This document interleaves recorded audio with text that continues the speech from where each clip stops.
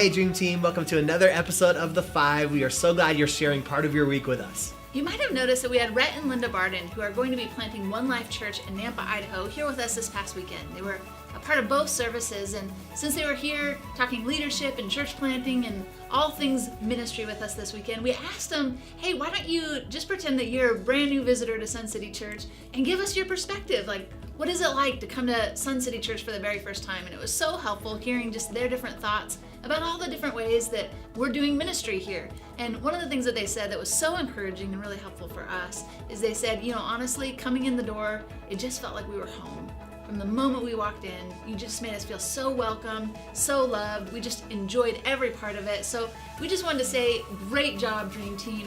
Good job on just reaching out, making people feel really welcome inside of this space. It was so good. I was thinking about really the goal in how we engage new people as they're coming into Sun City Church for the first time, or maybe their first couple times. And we talk about this a lot, is we're really trying to uncross people's arms. Yeah. Move from that position of skepticism and curiosity and just kind of like wonder what this is going to be like. Do I like these people? Do I like the music? And just wow them with the experience. Really, we want the messages to uncross people's arms. We want the music to do that. But I think the bigger thing that people are experiencing is just the friendliness and overall engagement from the Dream Team at all levels, from kid check-in to the parking lot to coffee to the greeters and ushers, and just the general atmosphere of life that they experience moves them out of that place of skepticism into that place of, wow, maybe God has something for me in this place. So we wanted to take a moment and just give you some practical tools on how you can participate in uncrossing people's arms. The first thing would just be identifying new people. And right now, we have people checking us out for the very first time every single week. And it's going to continue to be that way, and especially on Easter Sunday. We're expecting a lot of brand new people, brand new families coming in our doors for the very first time. So as you're doing whatever it is you're doing on the Dream Team, make sure you're looking for those people that are kind of looking around, checking things out, trying to figure out maybe where they're going. They're looking for signs, where kids' check-in is. Anyone who's standing alone, or maybe if it's just a couple who's kind of, sitting by themselves. We don't want anybody to just be left to themselves. We want to be reaching out, and we don't have to be overbearing in any way, but we just want to say like, hey, I don't know if I've met you before. Mind, telling me your name or asking a little bit about their story.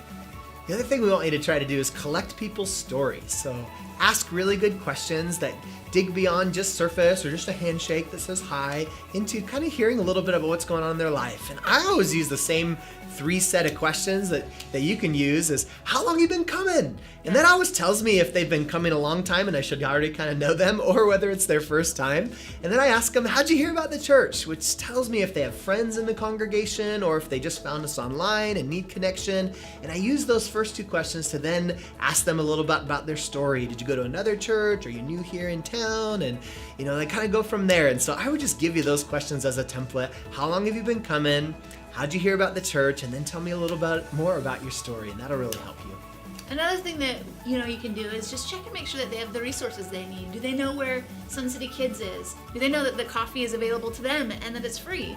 Do they have a worship guide? Do they know that there's small group directories available at the Welcome Center and that they can sign up for small groups at any time?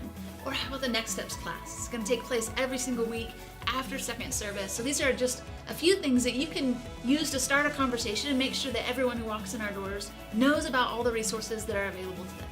That's right. The last thing that we would want you to do in engaging with new people and uncrossing their arms is make sure that you connect them to someone else in the congregation before you leave.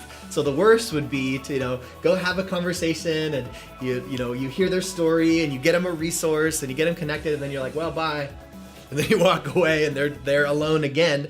So instead of that, make sure that you bring them over. Hey, this is my friend Doug. Hey, have you met Chris? Let me introduce you to Jenny, whatever it is. And make sure you hand them off to another person to start that same process over again. If we can connect them with many people in the congregation, they're much more likely to feel at home and welcome and just have that emotion. These people know me.